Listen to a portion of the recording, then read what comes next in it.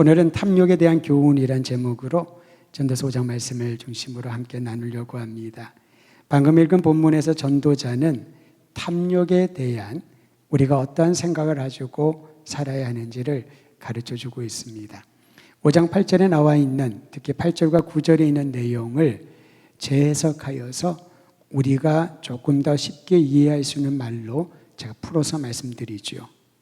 어떤 시대나 어떤 지방이든지 가난한 자를 압박하고 정의는 사라지고 불의를 행하는 사람들이 있다.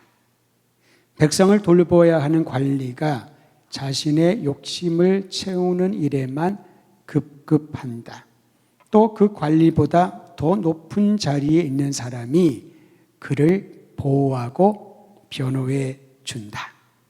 8절과 9절을 풀어서 설명하면 이와 같이 해석할 수가 있습니다. 속 터지는 얘기지요.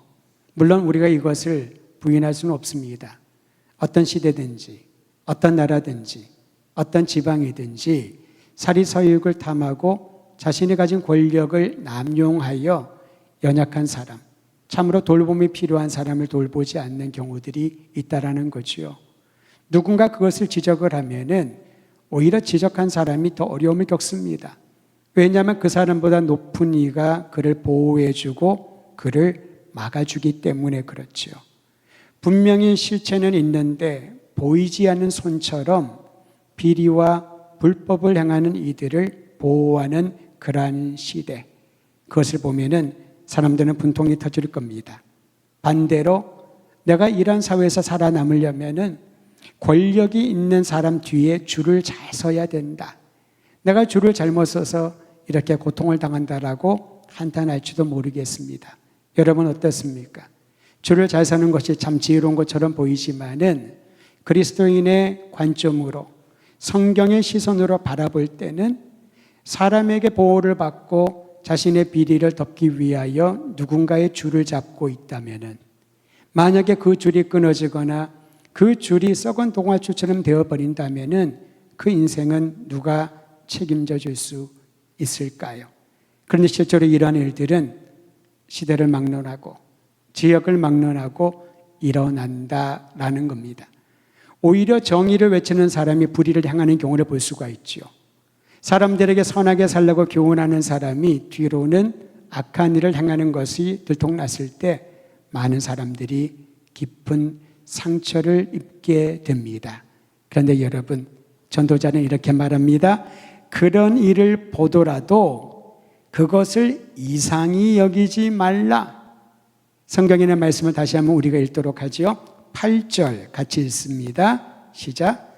너는 어느 지방에서든지 빈민을 학대하는 것과 정의와 공의를 짓밟는 것을 볼지라도 그것을 이상히 여기지 말라. 거기까지만 보도록 하지요. 누가 봐도 잘못된 길인데, 누가 잘 봐왔더라도 고쳐야 될 시스템인데도 불구하고 거기에 대하여 전도자는 이상히 여기지 말라. 어딜 가든지 완벽하고 온전한 사회가 없고 누구를 보더라도 선한 사람은 해 아래 찾을 수 없다라는 것이지요.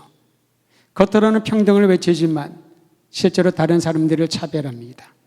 법치를 외치면서 불법을 행합니다. 자유를 외치면서 다른 사람을 억압하는 이들이 주변에 얼마나 많은지 모릅니다. 그것을 본다 하더라도 이상히 여기지 말라. 죄악된 세상에서 하나님을 모르고 주님의 법을 떠난 이들에게 자연스럽게 나타나는 일이기 때문에 이상히 여기지 말라라는 겁니다. 사람들은 공평하고 서로 조화를 이루고 선한 사람이 잘 사는 그런 이상적인 사회를 꿈꿉니다. 그러나 세상의 원리는 그 반대입니다. 힘이 있어야 살 수 있고 강한 자가 약한 자 위에 군림합니다. 반대로 힘없고 연약한 사람을 학대하는 것이 너무나도 익숙한 분위기가 마련되어 있다라는 것이지요. 여러분, 이러한 사회를 전도자는 탐욕이 가득했기 때문에, 탐욕이 가득하기 때문에 나타나는 사회 현상이라고 말하고 있습니다. 그러면 탐욕이 뭘까요? 탐욕이 왜 위험스러울까요?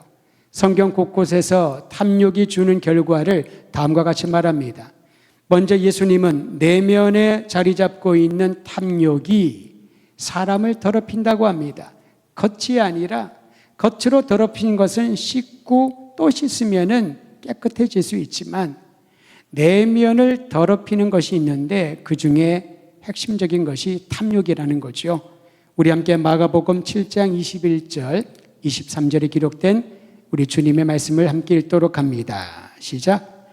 속에서 곧 사람의 마음에서 나오는 것은 악한 생각, 곧 음란과 도둑질과 살인과 간음과 탐욕과 악독과 속임과 음탕과 질투와 비방과 교만과 우매함이니 이 모든 것이 다 속에서 나와서 사람을 더럽게 하느니라.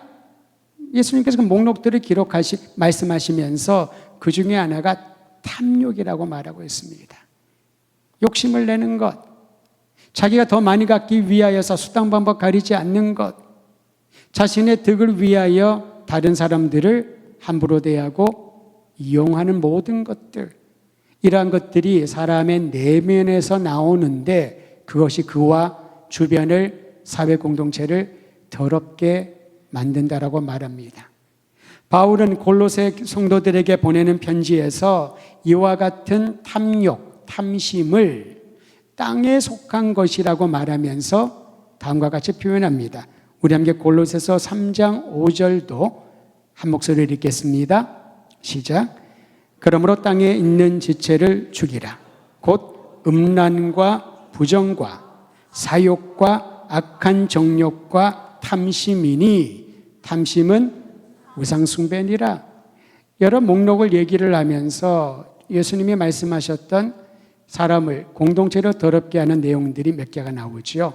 그리고 마지막에 탐심을 언급하며 탐심은 우상숭배라고 말하고 있습니다. 다시 말하면 탐심이 가득한 이는 그 마음에 하나님을 두지 않는다는 거죠. 하나님을 사랑하고 하나님을 경외하는 생각과 마음이 그 중심에 없다는 거죠. 탐심이 그처럼 강력한 힘을 가지고 있습니다. 야고보 사도 역시 같은 내용을 말하면서 탐심의 결과가 얼마나 참혹한지를 1장 15절에 기록하고 있습니다. 같이 읽지요. 시작. 욕심이 잉태한 즉 죄를 낳고 죄가 장성한 즉 사망을 낳느니라. 탐심에서, 욕심에서 죄악된 행위들이 드러나고 그 죄의 결과는 사망이다. 영원한 사망이라고 가르쳐주고 있습니다. 이 이외의 수많은 구절들에서 탐심이 얼마나 위험한지를 배우고 성경의 내용을 발견하게 됩니다. 왜냐하면 탐심에서 또는 탐욕에서 부정과 부패와 비리가 생기기 때문에 그렇죠. 부정과 부패와 비리를 감추기 위하여 다른 사람들을 속입니다. 그리고 힘으로 억압을 하게 되죠. 아무 말도 하지 못하도록, 어떠한 이의도 제기하지 못하도록, 이게 바로 탐심의 위험함이라는 것입니다. 그러므로 하나님을 경외하는 사람이라면 우리의 일상에서 나의 유익을 위하여 누군가를 억압하고 나의 생각과 나의 뜻을 정당화하기 위하여 거짓된 진술을 하고 있지 않는지를 날마다 점검해 보아야 된다는 것이지요. 우리의 생각이 악에 대하여 얼마나 빠른지 연습하지 않아도 거짓에 또 거짓을 덧입히게 됩니다. 따로 거짓말을 연습하지 않아도 거짓에 능한 사람들이 우리 아니겠습니까? 그러나 하나님을 경외하는 마음을 가지려면, 주님 앞에서 정직하고 선한 길을 가려면은 경건의 연습을 반복하고 또 반복해야 되는 것입니다. 내 입을, 내 혀를 절제할 수 없다면은 나도 모르는 사이에 거짓을 말하고 잘못된 것들을 향하여 걸어간다면 그 발걸음을 돌이킬 수 있는, 그 잘못된 말을 다시 회개하고 교정할 수 있는 용기가 있어야 된다는 것이죠. 이 용기는 믿음의 다른 형태라고 할 수가 있습니다. 여러분, 믿음은 무엇일까요? 믿습니다, 믿습니다. 목이 터져라 외치는 것도 믿음의 형태로 볼 수 있겠지만은 진정한 믿음은 하나님 앞에서 그리고 사람들 앞에서 용기를 가지는 겁니다. 자신의 잘못을 자복하는 것이지요. 우리나라의 기독교가 처음에 전래되었을 때 짧은 시간에 많은 사람들이 기독교의 복음을 받아들이고 교회로 돌아오기 시작을 했습니다. 놀라운 부흥이 일어났습니다. 삼천리 곳곳마다 교회가 세워지고 사람들이 모여서 말씀 공부를 하고 부흥 사경회를 하는데 기적이 일어나고요. 놀라운 회심의 역사가 나타났습니다. 그럼에도 불구하고 여전히 자기의 숨겨진 죄를 드러내는 것을 주저했었죠. 여러분, 우리가 항상 외치고 알고 있는 1907, 1907년의 부흥운동의 핵심은 뭘까요? 자신의 죄를 공개적으로 하나님 앞에 공동체 앞에서 자복하는 것부터 시작하지 않았습니까? 축첩을 했던 사람은 그 잘못을 인정을 하고요. 도박을 하고 마약을 하고 거짓된 삶을 살았던 이들이 자신의 잘못을 하나님 앞에 철저하게 회개를 하면서 그 회개가 부흥의 운동의 기폭제가 되었던 것 아니겠습니까? 사랑하는 성도 여러분, 우리는 죄를 숨기기에 너무나도 전문가적인 기질을 갖고 있지만은 그 죄를 하나님 앞에 고백하는 그것은 용기가 필요하고요. 그 용기를 우리는 믿음의 한 방편이요 모습이라고 볼 수가 있는 것입니다. 주저하지 말고 나의 허물과 나의 잘못과 숨겨진 모든 악함을 하나님 앞에 드러낼 때 탐심이 들어올 공간이 사라지게 될 것입니다. 다시 한번 전도자가 말하는 탐욕, 탐심에 대하여 우리 함께 읽도록 하죠. 5장 10절입니다. 5장 10절 같이 읽습니다. 시작. 은은 사랑하는 자는 은으로 만족하지 못하고 풍요를 사랑하는 자는 소득으로 만족하지 아니하나니 이것도 헛되더라. 혹시 여러분 집에 은붙이 좀 있으십니까? 얼마 전에 기사를 보니까 금값이 오르다가 이제 은값도 오른다고. 저도 한번 어디 있나 찾아봤더니 하나도 못 찾았습니다. 어딘가 있을 것 같기도 한데 기억도 안 나고 찾을 수가 없지요. 그런데 여러분, 금값이 천정부지로 오르고 그것과 함께 은값도 오르고 모든 보석들이 오르고 내가 가지고 있는 만약에 땅이 있다면 땅값도 오르고 집값도 오르고 내가 가지고 있는 어떤 소유물이 있는데 그 가치가 올라서 가만히 앉아 있어도 부자가 됐다고 한번 가정해 보십시오. 얼마나 귀할까요? 그 금은이 얼마나 귀할까요? 그 땅과 집과 가치 있는 것들이 얼마나 소중할까요? 생각만 하더라도 입가에 미소가 띄지 않겠습니까? 근데 여러분을 뵈니까 이 얘기를 해도 입가에 미소가 없는 거 보니 금은 보치는 별로 없으신 것 같아 보입니다. 근데 성경은 이렇게 말합니다. 은을 사랑하는 자, 보석을 사랑하는 자, 금부치를 사랑하는 자, 거기에 만족하지 못한다는 거죠. 더 많은 것을 갖고 싶고 더 많이 올라갔으면 좋겠고 더 풍요해지기를 원한다는 겁니다. 그런데 여러분, 이 모든 것들에 대하여 성경은 이렇게 말합니다. 이건 역시 헛되도다. 금값이 오른들, 은값이 오른들, 혹여나 내 집에 금과 은이 있어서 나도 모르게 입가에 미소가 떠오른들, 그래서 풍요롭게 되고 부자가 된들, 이 모든 것도 헛되다라는 겁니다. 재산이 많은 사람들의 특징 중에 하나는 더 좋은 물건을 구입하게 되죠. 더 좋은 것들을 사용할 기회가 많아지게 됩니다.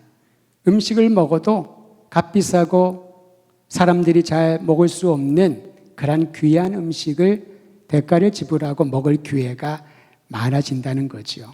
부자와 그렇지 못한 사람의 차이는 어떤 것을 얻기 위하여 비용을 지불할 때 걱정하지 않고 계산하지 않고 마음껏 쓸 수 있는 것, 그것 말고는 크게 차이가 없는 것처럼 보입니다. 그렇다고 해서 그들이 항상 만족스러운 삶을 산다고 말할 수는 없겠지요. 더 좋은 것을 보면, 내가 가진 것보다 더 좋은 것을 보면은 지금 가지고 있는 것이 하찮게 보이고 그것을 사기 위하여 얼마나 애쓰고 또 찾아 나섭니까? 예전에 하루에 3끼 밥만 먹어도 감사했었는데 그 고마움을 금방 잊어버립니다. 더 만나고 더 비싼 것을 찾기 위하여 전국 방방 세계 곳곳을 찾아다니는 것이 부자의 다른 면이 아닐까 싶습니다. 물론 모든 부자가 그러진 않습니다. 전도자는 그러기에 부자들이 경험하는 바를 이렇게 말합니다. 5장 11절 재산이 많아지면 먹는 자들도 많아지다니 그 소유주들은 눈으로 보는 것 외에 무엇이 유익하랴. 다시 말하면요, 전도자의 생각으로는 부자는 자신의 눈으로 고귀한 것을 보고 귀한 것들을 집에 가져다 놓고 그 보는 것으로 그것 말고의 유익은 따로 찾기 어렵다라는 것입니다. 수십억에서 수백억에 이르는 집에 산다고 한들 본인은 그것을 보고 행복하겠죠. 내가 이제 사회에서 성공한 사람이구나. 내가 살고 있는 이 동네, 참 대한민국의 어떤 사람 부자들이 들어오고 싶은 이 동네에 내가 살고 있으니 나는 성공한 사람이라고. 그거 말고 무슨 유익이 있겠냐는 것이지요. 억대가 넘어가는 외제차를 굴린다고 해서 얼마나 행복할까요? 그럴 것 같아요. 그런데 그것 말고 그것이 다른 사람에게 어떤 영향력을 끼치냐 하는 것이지요. 평생 열심히 일을 하고 이제는 내가 좀 쉬면서 세계 일주도 하고 크루즈 유람선 여행도 하고 그 자체가 좋겠지요. 그런데 그것이 본인에게 행복하고 즐거움을 줄지언정 그 자체가 다른 사람에게 무슨 영향을 주냐는 거죠. 부러움은 줄 수 있을 것입니다. 야, 저 사람 참 좋겠다. 저렇게 큰 저택에서 살다니. 도대체 100억에 가까운 집은 어떤 집일까? 모든 집의 구성물이 인테리어가 보석으로 되어 있을까? 상상을 하지 않겠습니까? 도대체 부자들은 하루 세 끼 무슨 음식을 먹고 살까? 그런 것을 생각할 수 있겠지만은 그것이 다른 사람들에게 부러움 이외에 어떤 영향을 주겠는가라는 거죠. 다시 한번 5장 11절을 읽어드립니다.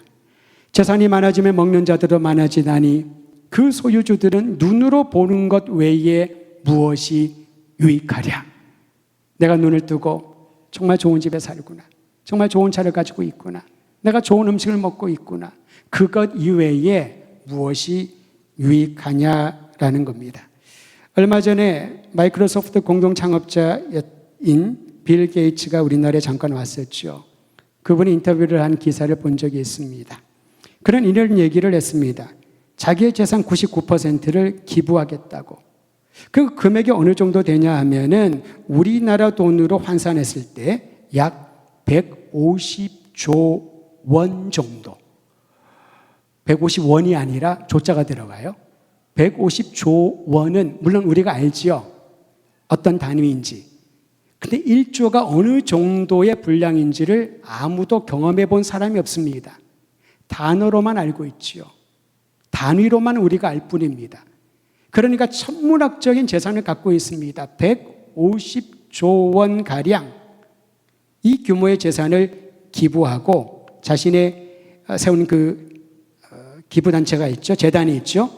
게이츠 재단에 다 기부를 하고 20년 뒤인 2045년에는 그 재단마저 영구 폐쇄할 계획이라고 그렇게 선언했다고 합니다. 다시 말하면은 이 금액을 재단에 기부하여 세상 사람들에게 유익한 일, 생명을 구하는 일, 더 나은 삶을 위하는 일에 사용하고 그 재단 역시 혹여나 어떠한 영리 사업을 하거나 또 다른 재산을 축적할까 봐 20년 뒤인 2045년에는 게이츠 재단마저 폐쇄하겠다라고 하는 장기 계획을 선언하게 됩니다. 전 세계 시민들에게.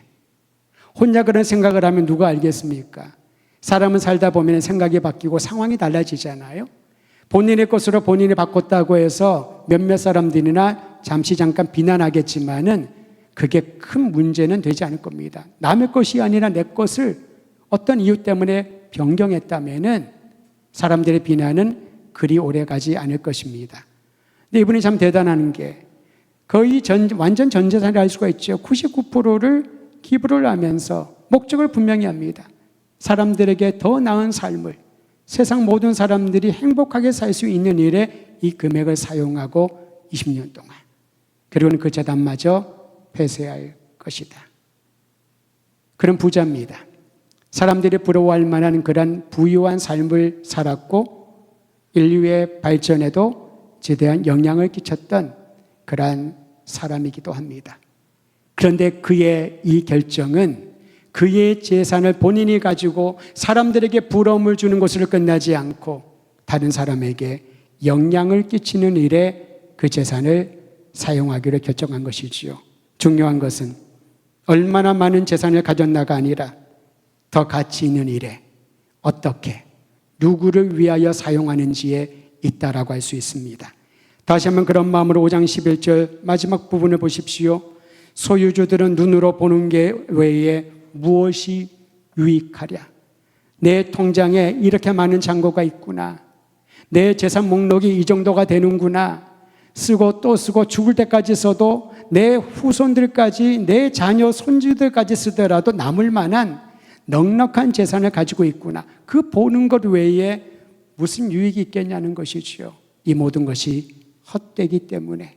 그러나 하나님을 경외하는 사람은 나에게 주어진 것, 그것을 더 많이, 더 풍요롭게 살려고 욕심을 내지 않고 오히려 주어진 것들에 감사하며 하나님이 더 많은 것을 주셨다면 주님의 영광을 위하여 다른 사람들에게 더 나은 삶을 살아가는 일에 함께 나눌 수 있는 것이 진정한 하나님을 경외하는 마음을 가진 사람이 아닐까 싶습니다.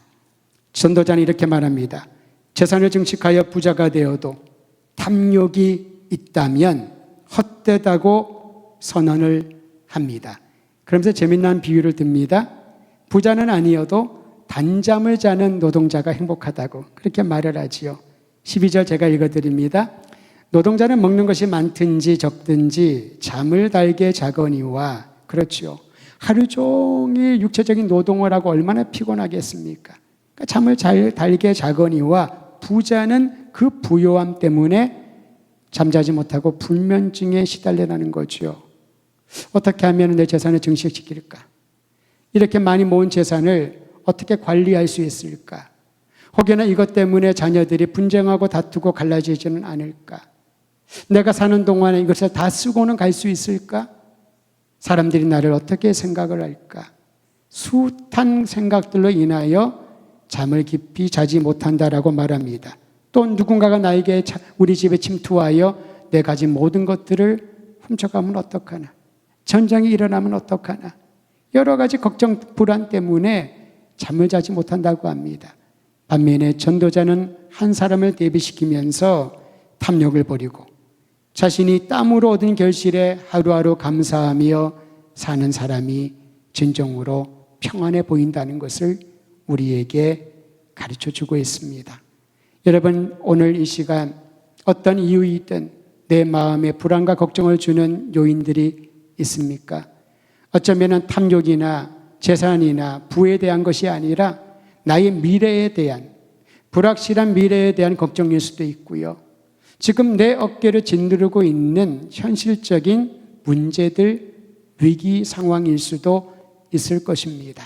그때 하나님을 경외하는 사람은 무리수를 두지 않습니다. 자신이 그것을 이겨내려고 욕심을 부리거나 무엇인가 하려고 하는 그러한 방향을 선택하지 않습니다. 대신에 겸허히 오늘 우리에게 하루를 주시고 하루를 마감할 수 있는 시간까지 보호하신 주님께 감사하며 나의 인생이, 나의 발걸음이, 내 손에 주어진 것들이 주님의 것으로, 주님이 주신 것으로 인정하며 다음을 기대하는 마음을 가져야 할 것입니다. 오늘 기도하는 마음으로 주님 앞에 나갈 때 내가 지금 어떤 상황 가운데 있든지 탐욕에 대한 것이든, 이 탐욕은 재산에 대한 것뿐만 아니라 명예도 포함되겠고요.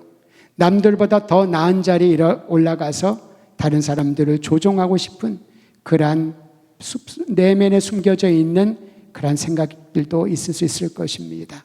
이 모든 것들 우리 주님 앞에 딱 가며 깨끗게 하시고 내 몸과 삶을 더럽히지 않도록 주님의 사랑의 마음, 주님의 자비의 마음 내 안에 충만히 채워달라고 우리 주의 이름을 구하며 간절히 기도하도록 하겠습니다.